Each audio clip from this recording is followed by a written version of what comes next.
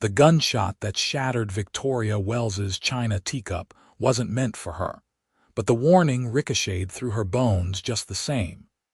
Her father stood in the doorway of their ranch house outside Bozeman, Montana, his Colt still smoking, his face twisted with a rage she'd never seen before. It was August 1882, and the summer heat had turned the prairie grass golden, but the chill in her father's voice could have frozen the Missouri River solid. "You will marry Gerald Thompson, and that's final," Richard Wells said, holstering his weapon with deliberate slowness. "I've given you 3 days to come to your senses, Victoria. 3 days to understand what's best for this family, for this ranch. And you stand here telling me no." Victoria's hands shook as she set down what remained of her cup. She was 21 years old enough to know her own heart, old enough to make her own choices. The problem was that her heart belonged to a cowboy named Flynn Harper, a drifter who worked the neighboring spreads and had nothing to his name but a good horse, a better character, and eyes that saw her for who she truly was. "Father, please listen to reason," she said, keeping her voice steady despite the trembling in her limbs. "Gerald Thompson is twice my age and mean as a snake. Everyone in Bozeman knows he beat his first wife before she died. I won't tie myself to a man like that, no matter how much land he owns." Her father's face purpled. "Land is everything out here, girl. Land and water rights. Thompson's property connects with ours, and together we'd have the finest spread in Montana territory. That cowboy you've been sneaking around with, he's got nothing. He'll always have nothing. He's a saddle tramp who'll leave you pregnant and alone the moment the wind changes direction." "Flynn isn't like that," Victoria said, and she heard the passion in her own voice, the certainty that came from knowing someone's soul. "He's honest and hardworking. He saved every dollar he's earned for the past 2 years. He's got plans to start his own small ranch up near the Yellowstone River. He loves me, and I love him." The slap came so fast she didn't have time to dodge it. Her father had never struck her before, not once in all her years. The shock of it was worse than the sting on her cheek. "Love." Her father spat the word like poison. "Love doesn't pay for feed in the winter. Love doesn't protect you from drought or rustlers or hard times. You think I loved your mother when we married. I respected her. I provided for her. I gave her a good life. That's what matters. And she died unhappy," Victoria said quietly, touching her burning cheek. "She told me before she passed that her greatest regret was not following her heart. She made me promise I wouldn't make the same mistake." Something dangerous flickered in her father's eyes. "Don't you dare speak for your mother. She understood duty. She understood sacrifice. You're acting like a selfish child." "I'm acting like a woman who knows her own mind." Victoria straightened her spine, drawing on reserves of courage she didn't know she possessed. "I won't marry Gerald Thompson. I'm going to marry Flynn Harper, whether you approve or not." The silence that followed was worse than shouting. Her father walked to the window, staring out at the ranch he'd built from nothing over 25 years. When he turned back, his face was carved from stone. "Then you're no daughter of mine," he said. "Pack whatever you can carry in one bag. You've got until sundown to get off my property. If I see you after that, I'll have you arrested for trespassing." Victoria felt the ground shift beneath her feet. "Father, you can't mean that. I've never meant anything more in my life. You want to throw your future away on a worthless drifter. Fine. But you'll do it without a penny of my money, without this roof over your head, without the Wells name behind you. Maybe when you're starving in some roadside camp, you'll understand what you gave up." "I'm giving up nothing I ever truly had," Victoria said, and she was surprised to find she meant it. Yes, she was terrified. Yes, the prospect of being cast out with nothing was like staring into an abyss. But the alternative, Marrying Gerald Thompson and living a life of quiet desperation was worse than any hardship she might face. She turned and walked to her bedroom on shaking legs. The ranch house that had been her home for 21 years suddenly felt like a prison she was escaping. She pulled her mother's old carpet bag from the closet and began to pack. Practical items first, her mind working even as her heart threatened to shatter. 2 dresses, undergarments, her mother's Bible with the family records, the small amount of money she'd saved from selling her handiwork at the general store. Her mother's wedding ring which she'd left to Victoria, a photograph of her mother, her warmest shawl. Everything she was taking could fit in one bag, and yet it represented her entire life up to this moment. She could hear her father moving around the house, his footsteps heavy and angry. Part of her kept hoping he'd come to the door, take it back, tell her he'd spoken in anger. But she knew Richard Wells. Once he'd made a pronouncement, he'd rather die than admit he was wrong. When her bag was packed, Victoria changed into her traveling dress, the sturdy blue cotton that could withstand dust and weather.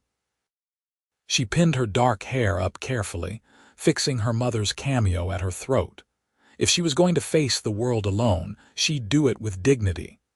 The sun was lowering toward the mountains when she walked out the front door. Her father sat in his chair on the porch, cleaning his rifle. He didn't look up as she passed. "Goodbye, Father," she said softly. He remained silent, and Victoria realized he intended to pretend she didn't exist. She walked down the porch steps with her head high, even though tears were streaming down her face. She'd never felt so alone in her life. The walk to town was 5 miles, and her bag grew heavier with each step. The August heat beat down mercilessly, and dust from the road coated her dress and face. She'd made this walk countless times before, usually in the wagon with supplies, sometimes on horseback. Never like this, cast out and homeless. Bozeman in 1882 was a growing town, swelling with settlers drawn by tales of rich land and opportunity. The main street bustled with activity even in the evening, ranchers and miners and merchants going about their business. Victoria had known these people her entire life, but now she saw them through different eyes. Would they help her, or would they side with her father? Richard Wells was a powerful man in the territory, and crossing him could mean serious consequences. She went first to the Silver Spur Saloon, where she knew Flynn sometimes played cards in the back room. Her appearance in such an establishment would have scandalized the town under normal circumstances, but nothing about her circumstances was normal anymore.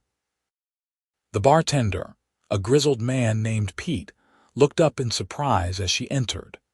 The few patrons in the early evening crowd fell silent, staring at the respectable Victoria Wells standing in a saloon. "I'm looking for Flynn Harper," she said, proud that her voice didn't waver. Pete's expression softened. "He's not here, Miss Victoria. Heard he took a job driving cattle up to Fort Benton. Left this morning. Won't be back for 2 weeks, maybe 3. The bottom dropped out of Victoria's world. Flynn was gone. She hadn't had a chance to tell him what had happened, hadn't had a chance to say goodbye.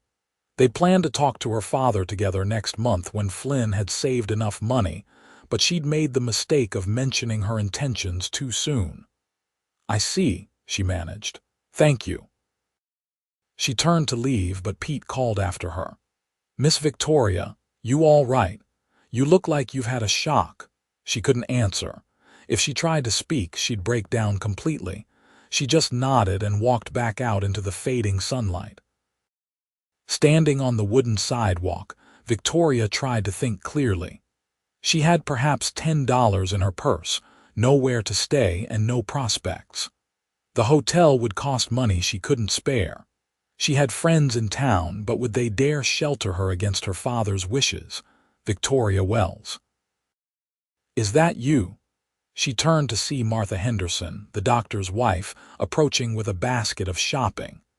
Martha was a kind woman in her 40s who'd always treated Victoria with warmth. "Mrs. Henderson," Victoria said, trying to smile.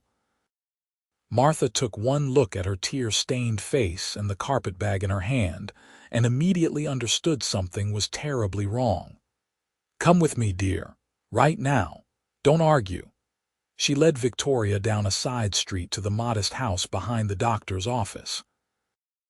Inside, Martha sat her down at the kitchen table and pressed a cup of water into her hands. "Now tell me what's happened," Martha said gently.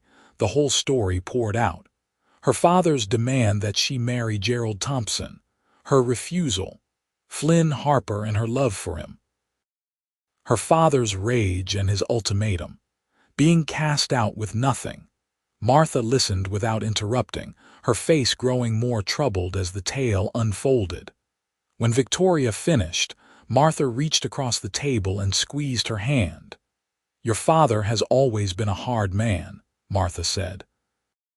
"But this is cruel, even for him. Gerald Thompson is not a good man, Victoria. You were right to refuse him. I'm glad you had the courage." "I don't feel very courageous right now," Victoria admitted. "I feel terrified. Flynn is gone for weeks and I have nowhere to go. I have a little money, but not enough to last until he returns." Martha thought for a moment. "My husband and I can give you a room here, but Victoria, you need to understand that your father's influence in this town is considerable. If he finds out we're sheltering you, he could make things very difficult for us. Not insurmountable, but difficult." "I can't ask you to risk that," Victoria said quickly. "You've been too kind already." "Nonsense, but we need to be practical. What you need is employment and a place to stay that your father can't object to. Something respectable that gives you independence." Martha's face brightened. "The school. Sarah Mitchell, the schoolteacher, is leaving next month to get married in Helena. The school board has been desperate to find a replacement. You're educated, you're patient with children. You'd be perfect." Hope flickered in Victoria's chest. "Do you really think they'd hire me, with my father angry and me being so young? You're 21, not a child. And the school board is made up of practical people who care about their children's education. Your father may be influential, but he doesn't run everything in this town. Let me talk to my husband. He's on the board. We'll see what can be done." That night, Victoria slept in the Hendersons' spare room, and for the first time since the confrontation with her father, she felt a glimmer of hope. The next morning, Dr. Henderson spoke with the other members of the school board.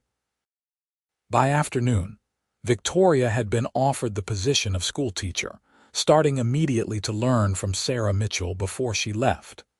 The job came with a small salary, and the use of the teacherage, a tiny house behind the schoolhouse where the teacher traditionally lived. It wasn't much, barely more than 2 rooms and a kitchen, but it was hers. For the first time in her life, Victoria would be truly independent. She threw herself into learning the position, spending every day with Sarah Mitchell, absorbing everything she could about managing a classroom of children ranging from 6 to 14 years old. Sarah was a patient teacher, and Victoria discovered she had a natural gift for working with the children. Their enthusiasm and curiosity gave her something positive to focus on besides her heartache. The town's reaction to her situation was mixed.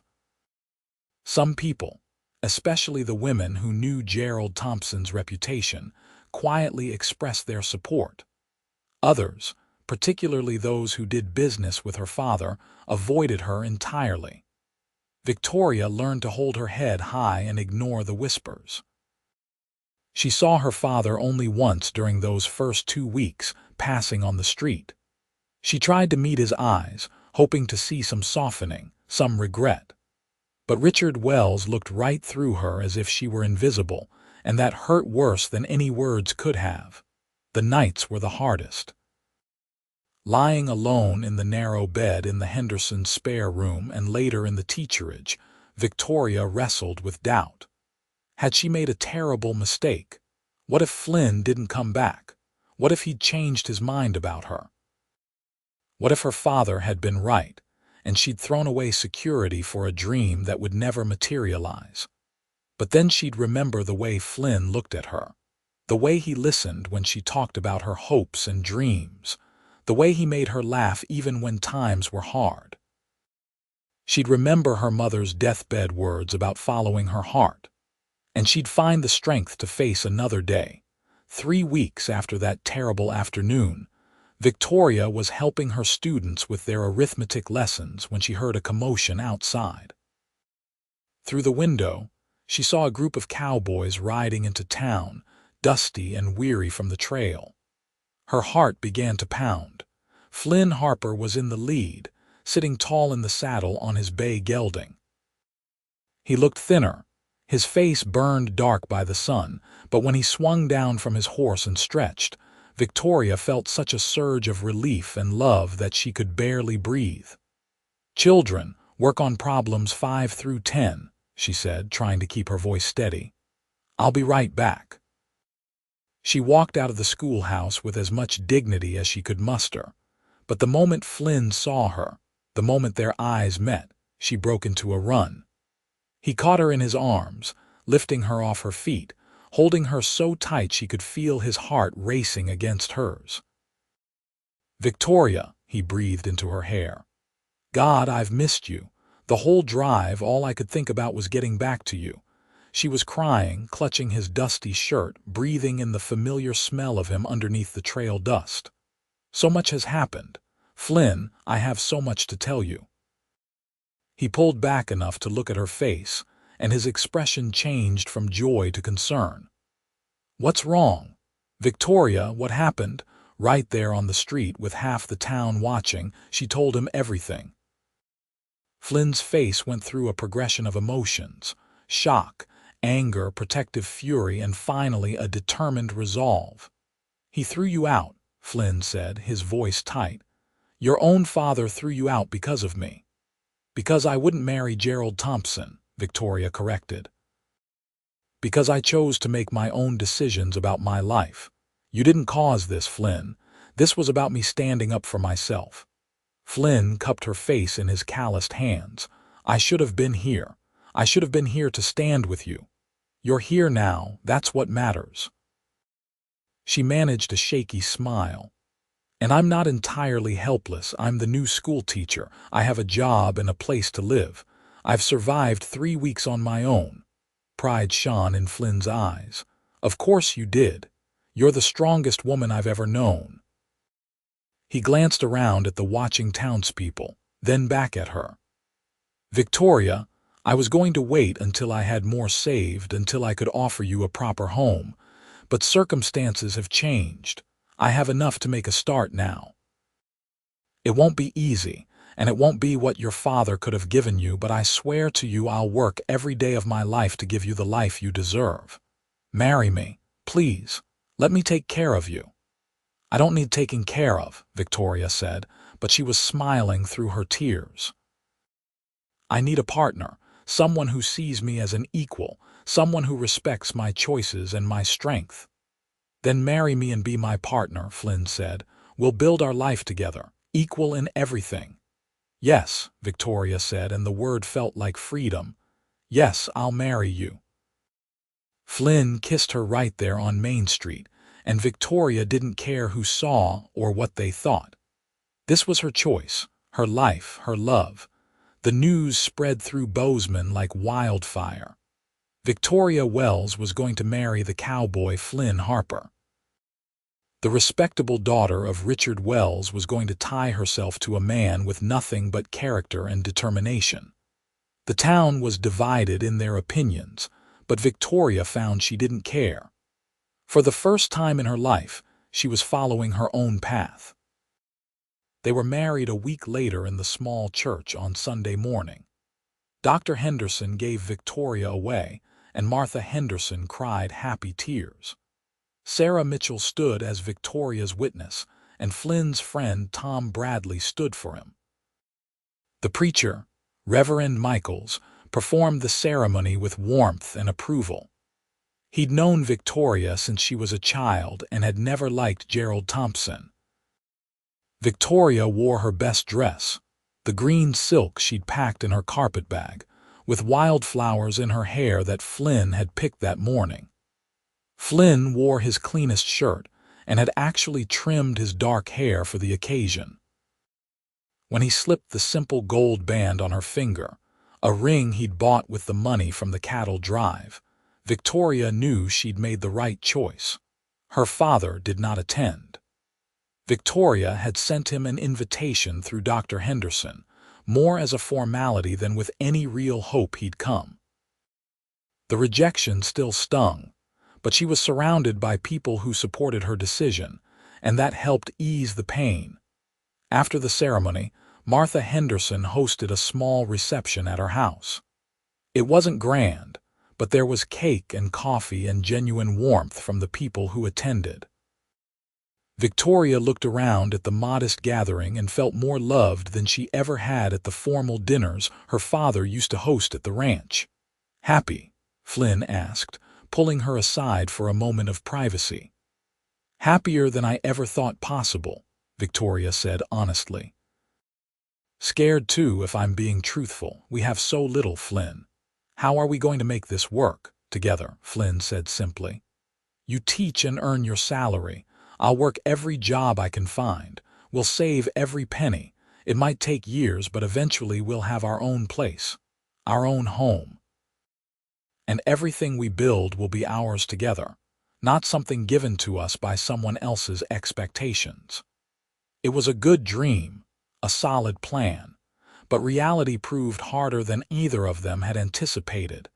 They moved into the teacherage together, and Victoria continued her work at the school. Flynn took whatever jobs he could find, working cattle for various ranches, helping to build a new barn for the livery stable, breaking horses, doing odd repairs around town. He worked from before dawn until after dark, coming home exhausted and sore. Victoria kept house and taught school, and in the evenings she took in sewing and mending to bring in extra money. Every penny went into the jar they kept hidden under a floorboard in their bedroom. It was slow going, painfully slow, but the jar gradually filled. The town's treatment of them was complicated. Some people, like the Hendersons, remained steadfast friends. Others, particularly those who did business with Richard Wells, kept their distance. Gerald Thompson, furious at losing his prospective bride, spread rumors that Victoria was pregnant, and that's why she'd married so quickly. The rumors weren't true, but they hurt nonetheless. The hardest part was seeing her father around town.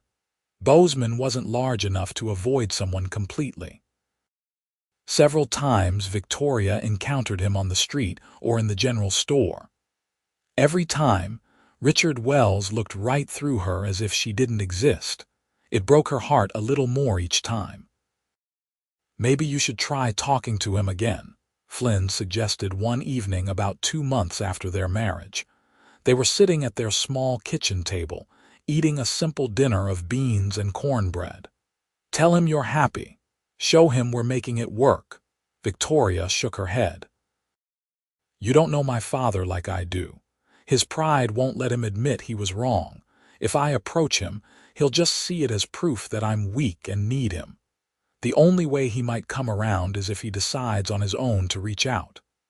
"That seems unlikely," Flynn said gently. "I know," Victoria whispered. "I know." Fall turned to winter, and Montana winters were brutal. The teacherage was drafty, and they couldn't afford much coal for heat. Flynn did his best to seal the gaps, but on the coldest nights they piled every blanket they owned on the bed and huddled together for warmth. Despite the hardships, or perhaps because of them, Victoria and Flynn's bond deepened. They learned each other's habits and quirks. Flynn discovered that Victoria sang while she cooked and could make a meal out of practically nothing. Victoria learned that Flynn had taught himself to read late and was ashamed of his limited education, so she spent evenings helping him improve his reading skills. They talked for hours about everything and nothing, building a foundation of friendship as solid as their love. Christmas approached, and Victoria found herself both dreading and anticipating the holiday. It would be their first Christmas together, but also the first Christmas she'd ever spent away from the ranch and her father. The memories of past holidays, of her mother decorating the house with pine boughs and holly, made her ache with nostalgia. "We'll make our own traditions," Flynn said, watching her stare out the window at the falling snow. "Better ones. Happier ones." The day before Christmas, a student's father paid Flynn to cut and deliver firewood to several houses in town. It was hard, cold work, but the money was good. Flynn came home late that evening, nearly frozen, and found Victoria had used part of their precious savings to buy a small ham for Christmas dinner. "We shouldn't have spent the money," Flynn said, but he was smiling. "It's Christmas," Victoria said. "We deserve a little celebration." They spent Christmas Day in their small home, just the two of them. Victoria cooked the ham with the last of their potatoes and carrots. Flynn produced a small gift, a pair of warm gloves he'd purchased from the mercantile with money he'd been squirreling away. "Your hands are always cold while you're teaching," he said. "I noticed you rubbing them together to warm them up. These aren't fancy, but they should help." Victoria fought back tears as she pulled on the gloves. They fit perfectly and were the most thoughtful gift she'd ever received. Her own gift for Flynn was a new shirt she'd sewn from fabric she'd bought with her sewing money. It wasn't much, but when he put it on, his eyes lit up. "This is the finest shirt I've ever owned," he said. "Victoria, you didn't have to. I wanted to. You work so hard, Flynn. You deserve nice things." They held each other close that Christmas evening, and Victoria realized that despite everything they'd lost and everything they'd struggled through, she was genuinely happy. Poor, cold, and cut off from her family, but happy. The new year of 1883 brought changes. Flynn was offered a steady position as a ranch hand on the Whitmore spread, a large operation north of Bozeman. The pay was regular and included housing, a small cabin on the ranch property. It was too far for Victoria to continue teaching in town, but the Whitmore family had 3 young children who needed schooling. Mrs. Whitmore offered to pay Victoria to teach her children and several other ranch families' children in an informal arrangement. It meant leaving the teacherage and the security of Victoria's official position, but the combined income from both their jobs would be more than they were making now. After much discussion, they decided to take the chance. The cabin they were given was tiny but sturdier than the teacherage, with a good stove and better insulation against the cold. Victoria set about making it a home, using her limited resources to create warmth and comfort. She taught the ranch children in the Whitmore's dining room 3 days a week, and the rest of the time she kept house and continued her sewing work. Flynn thrived in the steady work. He was good with horses and cattle, and Mr. Whitmore, a fair man in his 50s, recognized his value. Within a few months, Flynn was given more responsibility and a small raise. The jar under their floorboard began to fill more quickly. Spring came, bringing new grass and the promise of easier times. Victoria discovered she was pregnant in April, and the news filled them both with joy and terror. A baby would make everything more complicated, more expensive, but the thought of starting their family made all their struggles feel worthwhile. "I'm going to be a father," Flynn kept saying, his face lit with wonder. "We're going to have a baby." Victoria's pregnancy progressed smoothly, and Mrs. Whitmore, who'd had 6 children of her own, took Victoria under her wing with advice and practical help. The other ranch wives were equally supportive, and Victoria felt more accepted and valued than she ever had in Bozeman's higher society. But she still thought about her father. As her belly grew, she imagined telling him he was going to be a grandfather.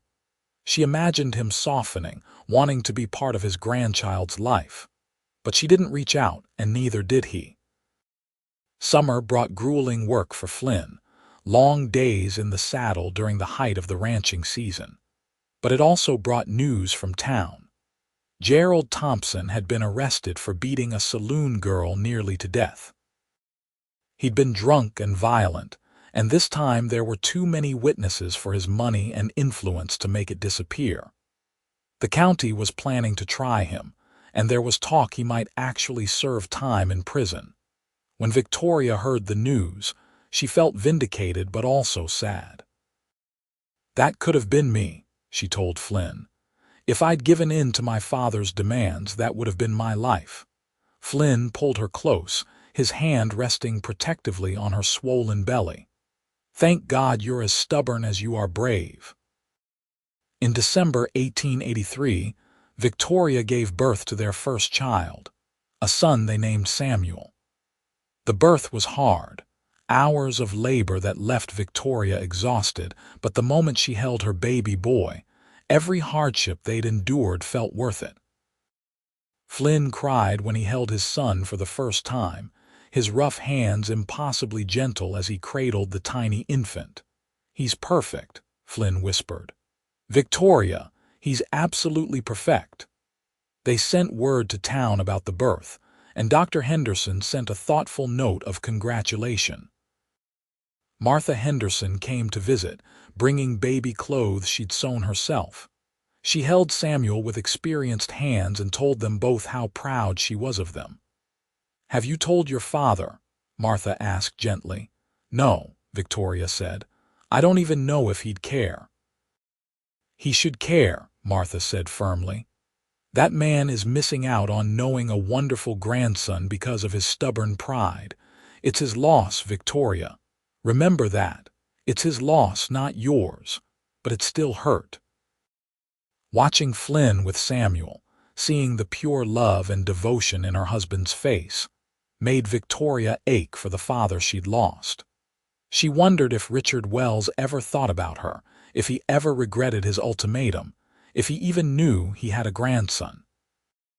Winter settled in hard, and caring for an infant in a small cabin during a Montana winter tested every bit of resilience Victoria possessed. Samuel was a healthy baby but colicky, crying for hours in the evening. Flynn would walk him back and forth, trying to soothe him while Victoria caught a few moments of rest. They were constantly exhausted, constantly worried, but also filled with a fierce love for their little family. Spring brought relief in the form of warmer weather and a more settled baby. Samuel began to smile and coo, and his personality started to emerge. He had Victoria's dark hair and Flynn's gray eyes, and the combination was beautiful. Flynn had been saving and planning, and that spring he approached Mr. Whitmore with a proposition. There was a piece of land bordering the Whitmore spread, about 80 acres that had good water and grass. It had belonged to a prospector who died the previous winter without heirs. Flynn wanted to buy it and start his own small operation while continuing to work for Whitmore. Mr. Whitmore was impressed by Flynn's ambition and work ethic.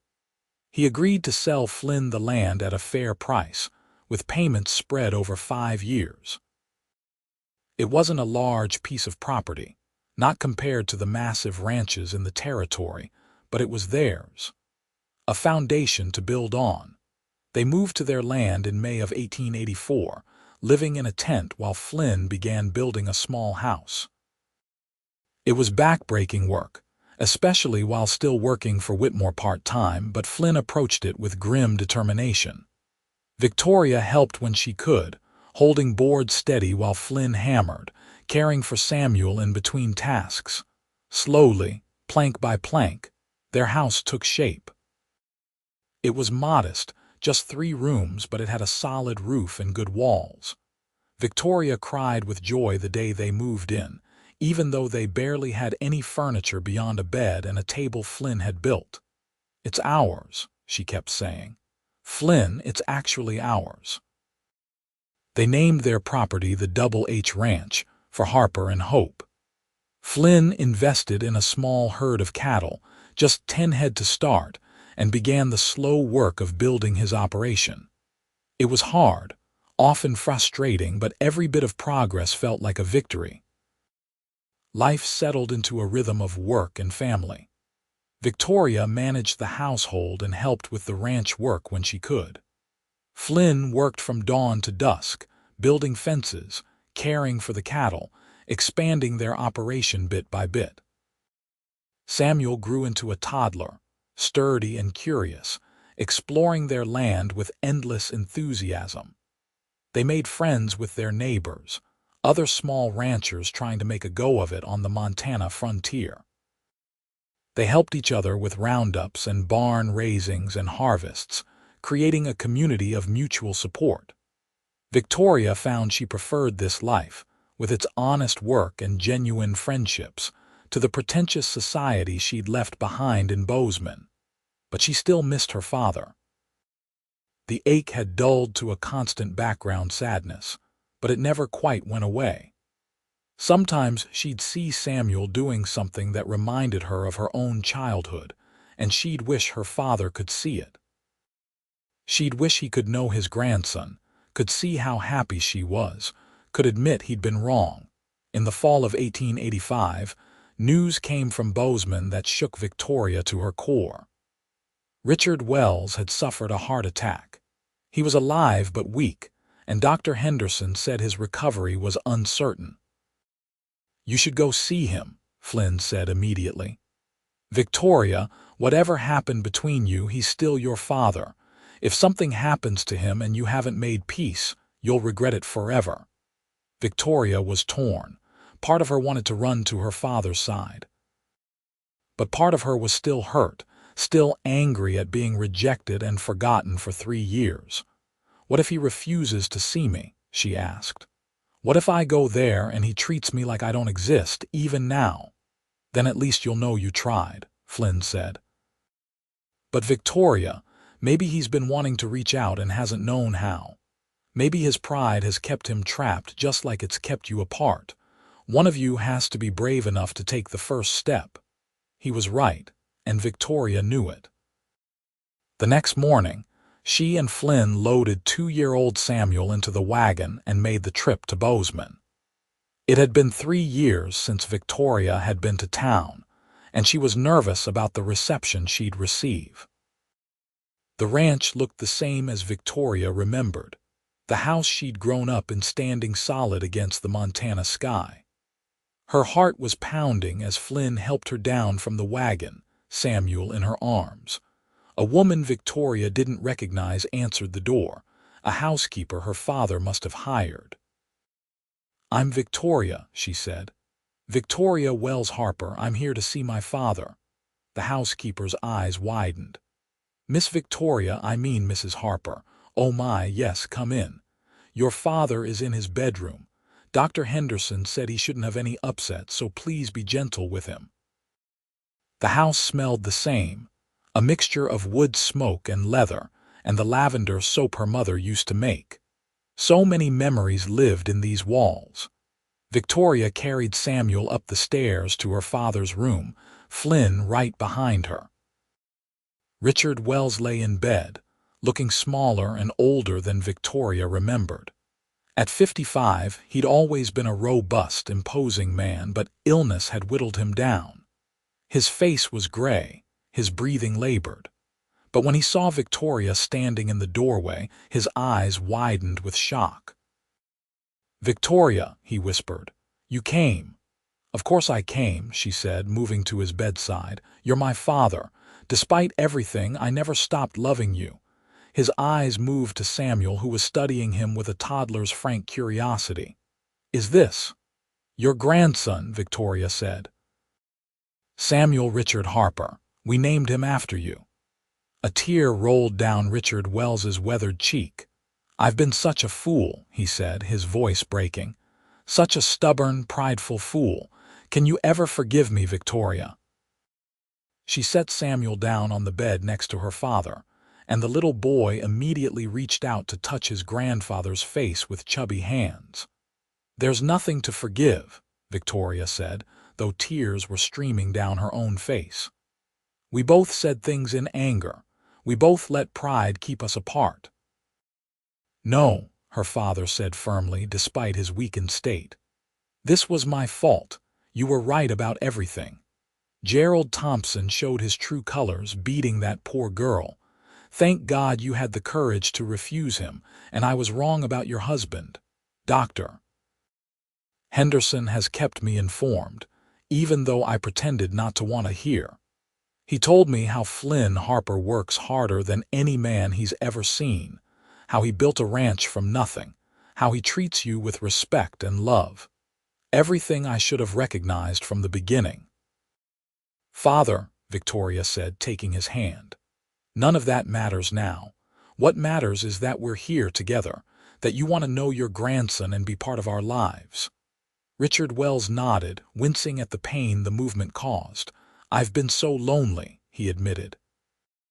"This big house, all this land, and I've been completely alone. I drove away the only family I had because I was too stubborn to see that love and character matter more than money and land. I want to make things right, Victoria. However much time I have left, I want to make things right." Over the following weeks, Victoria visited her father regularly, sometimes with Flynn and Samuel, sometimes alone. Richard Wells was slowly recovering, though Dr. Henderson said his heart was permanently weakened. He would never be the robust man he'd been, but he was alive and grateful for it. Flynn and Richard got to know each other properly for the first time. The older man was impressed by Flynn's knowledge of ranching, his practical intelligence, his obvious devotion to Victoria. They talked for hours about cattle and land management and the future of ranching in Montana. "You remind me of myself at your age," Richard told Flynn one afternoon. "Determined, hardworking, unwilling to quit. I was wrong about you, son. Dead wrong." "You were protecting your daughter the best way you knew how," Flynn said diplomatically. "I understand that now that I have a child of my own. The fear of seeing them make a mistake, the desire to keep them safe. I don't fault you for that." "You're more generous than I deserve," Richard said, "but I appreciate it nonetheless." As Christmas of 1885 approached, Richard Wells proposed something that surprised everyone. He wanted to change his will, leaving the ranch jointly to Victoria and Flynn. He had no other heirs, and the thought of his life's work being sold off to strangers after his death troubled him deeply. "I won't live forever," he told them bluntly. "My heart is weak, and we all know it. I want to know that everything I built will stay in the family, will be there for Samuel and any other grandchildren you might give me. Please, let me do this one thing right." Victoria and Flynn were overwhelmed. They'd built their own place from nothing and were proud of it, but the Wells Ranch was substantial, more than they'd ever dreamed of owning. Combined with their own land, it would make them one of the largest operations in the territory. "On one condition," Flynn said, "we merge everything." The Wells Ranch and the Double H Ranch become one operation, equal parts from both sides. Not me taking over what you built, but all of us building something bigger together. A legacy for Samuel and his children. Richard Wells smiled, really smiled, for the first time since his heart attack. "That sounds perfect, son. Absolutely perfect." The legal arrangements were made, and in the spring of 1886, Victoria, Flynn, and Samuel moved to the main ranch house. They kept their small house on the Double H land as a line cabin for when they needed to work that part of the range. Richard Wells remained in the house, but ceded most of the operational decisions to Flynn, offering advice and guidance but trusting his son-in-law's judgment. the adjustment wasn't always smooth. Richard had run things a certain way for decades, and Flynn had his own ideas about management. But they learned to compromise, to respect each other's experience and perspective.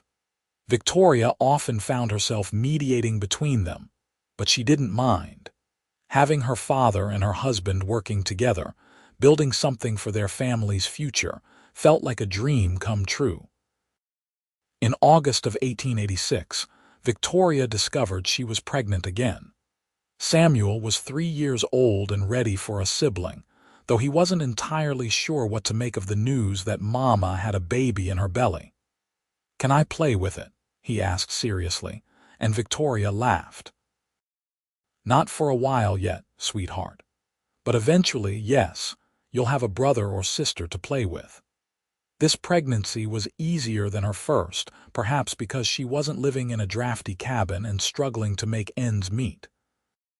She had help now, both from her father's housekeeper and from Flynn, who insisted she rest and not overwork herself. Richard Wells was thriving in his role as grandfather. He spent hours with Samuel, teaching him about the ranch, telling him stories, being the loving patriarch he'd never allowed himself to be with Victoria. Watching them together healed something in Victoria's heart that she hadn't even realized was broken. Their second child, a daughter they named Margaret Rose after both their mothers, was born in April of 1887. She was a tiny thing with wispy blonde hair and blue eyes that would eventually turn to match her mother's dark brown. Richard Wells held her with tears streaming down his face, overwhelmed by the blessing of a granddaughter. "She looks like your mother," he told Victoria. "So much like her. It's like having a piece of Rose back." Life settled into a new rhythm at the ranch. Flynn managed the day-to-day operations with a growing crew of hired hands. Victoria ran the household and cared for the children, though she also kept the ranch books and handled correspondence. Richard Wells served as advisor and beloved grandfather, content in a way he'd never been during his years of driven ambition. The ranch prospered under Flynn's management. He had a gift for understanding cattle and land, for knowing when to take risks and when to play it safe. They expanded their herd, improved their breeding stock, and invested in better facilities.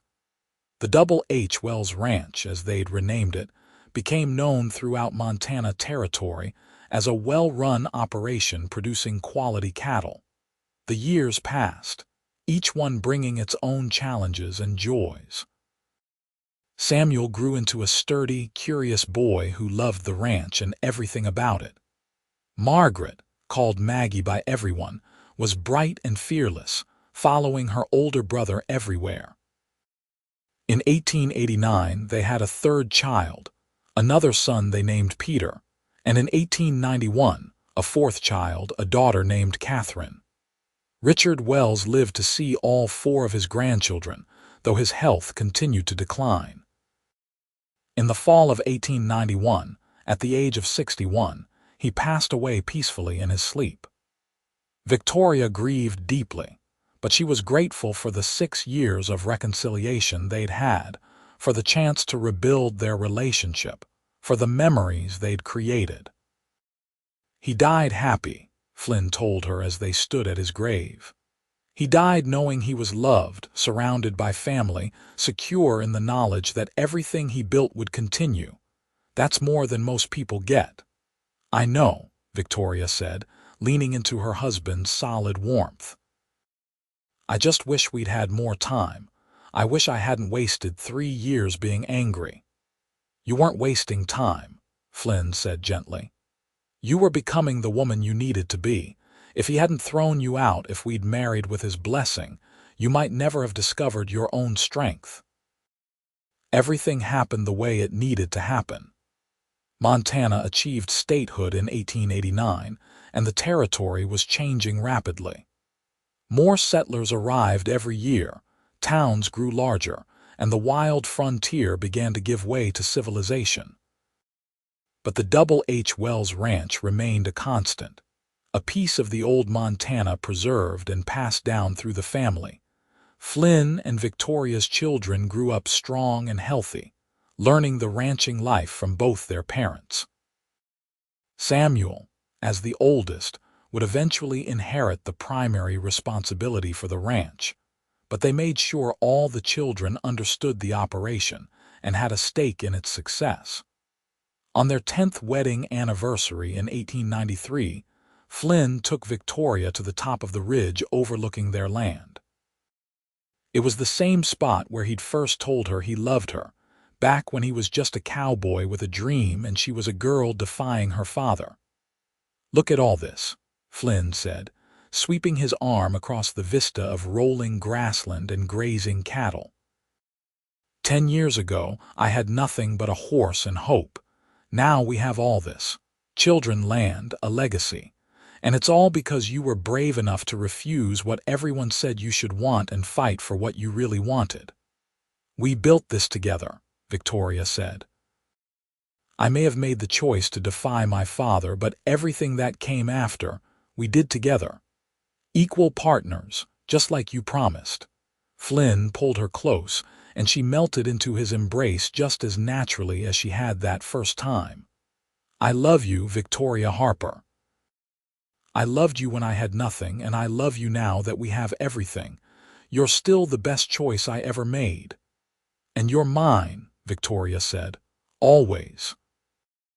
They stood together as the sun set over their ranch, two people who'd risked everything for love and built a life beyond anything they could have imagined. The wind carried the sound of their children's laughter from the house below, and somewhere in the distance, cattle lowed peacefully. The years continued to roll forward, each one building on the last.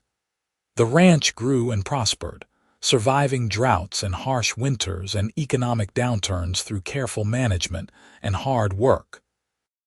Samuel married a local girl in 1901 and began taking over more of the ranch's operations from Flynn, who was happy to step back and serve in an advisory role, just as Richard Wells had done for him. Maggie surprised everyone by becoming a teacher like her mother had been, opening a small school on the ranch for the Hands children. Peter showed a talent for working with horses and became the ranch's head wrangler.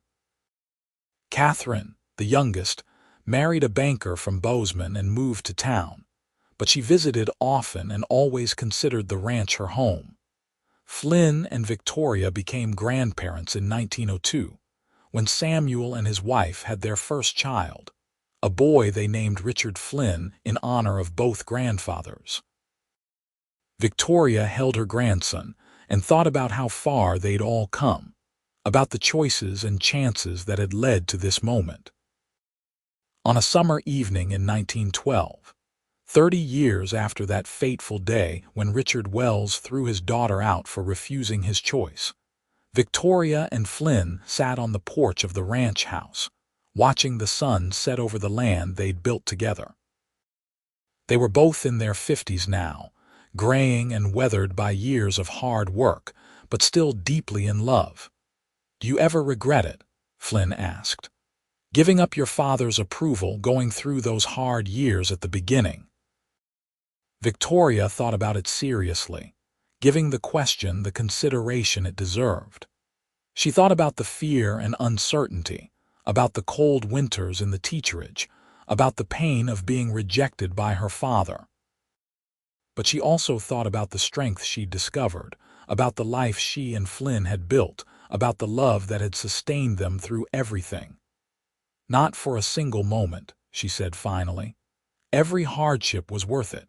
Every struggle led us here, and here is exactly where I want to be." Flynn smiled and took her hand, his rough palm fitting perfectly against hers. "I was hoping you'd say that, because I can't imagine my life any other way." Their grandchildren played in the yard, Samuel's children and Peter's new baby, the next generation of the family they'd created. The ranch spread out before them, thousands of acres of Montana land that would continue to support their family for generations to come. In the distance, they could see the small house on the Double H property where they'd first started building their dream. Victoria leaned her head on Flynn's shoulder, feeling the solid warmth of him, the steady strength that had never wavered in 3 decades of marriage. She thought about the girl she'd been, standing in her father's house and refusing to marry Gerald Thompson. She'd been so afraid that day, so uncertain of her future, but so absolutely sure that she couldn't betray her own heart. That choice, that moment of courage, had led to everything. To Flynn, to their children, to this ranch, to a life filled with love and purpose and meaning. Her father had thrown her out for refusing his choice, but she'd chosen the cowboy, and the cowboy had chosen her back, and together they'd built something stronger than any land or money could buy. As the stars began to appear in the darkening sky, Victoria reflected on her mother's dying words about following her heart. She'd done exactly that, and her heart had led her to this moment, to this man, to this life. It had been the right choice then, and it remained the right choice now and forever. The wind whispered through the prairie grass, carrying the sounds of home, children laughing, horses nickering in the corral, the distant lowing of cattle. Flynn squeezed her hand gently, and Victoria squeezed back, a wordless conversation between two people who knew each other as well as they knew themselves. Their story had begun with rejection and hardship, with a father's anger and a daughter's defiance. But it had become a love story for the ages, a testament to the power of choosing your own path, of believing in love even when the world says you're wrong, of building something beautiful from absolutely nothing. Victoria Harper had been thrown out by her father for refusing his choice and choosing the cowboy instead. And that cowboy, Flynn Harper, had spent every day of their 30 years together proving that he was worth every bit of faith she'd placed in him. They'd raised 4 children, built a thriving ranch, survived hardship and loss, and created a legacy that would endure for generations. As night settled over the Montana landscape, Victoria and Flynn remained on the porch, hands clasped, hearts beating in rhythm. They'd chosen each other when they had nothing, and they'd built everything together. Their love had weathered every storm, overcome every obstacle, and grown stronger with each passing year. This was their happy ending, but it was also their happy always. Because true love, the kind of love that's chosen against all odds and nurtured through all trials, doesn't just end happily. It continues, day after day, year after year, growing deeper and richer with time. Victoria and Flynn had found that kind of love, and it had given them a life beyond their wildest dreams. The ranch would continue, passed down through their children and grandchildren, a living testament to what 2 people could build when they chose love over security, courage over compliance, and each other over everything else. And somewhere in the vast Montana sky, Victoria imagined her mother smiling, knowing her daughter had followed her heart and found true happiness. Flynn stood and pulled Victoria to her feet, wrapping his arms around her in the gathering darkness. They swayed gently, dancing to music only they could hear, 2 souls perfectly matched and perfectly content. This was their reward for choosing each other, not just prosperity and family, but this deep, abiding love that made every day worth living. As they finally went inside for the night, Victoria took one last look at the land stretched out beneath the stars. 30 years ago, she'd walked away from everything she'd known, carrying only a carpetbag and her conviction that love mattered more than money. She'd been right. Love had given her everything that truly mattered, and she'd never looked back with regret. The story of Victoria Wells and Flynn Harper would be told for generations in Montana. A tale of courage and love and the life they built together against all odds. It was a story that ended not with a single moment of triumph, but with a lifetime of joy, and that was the best ending of all.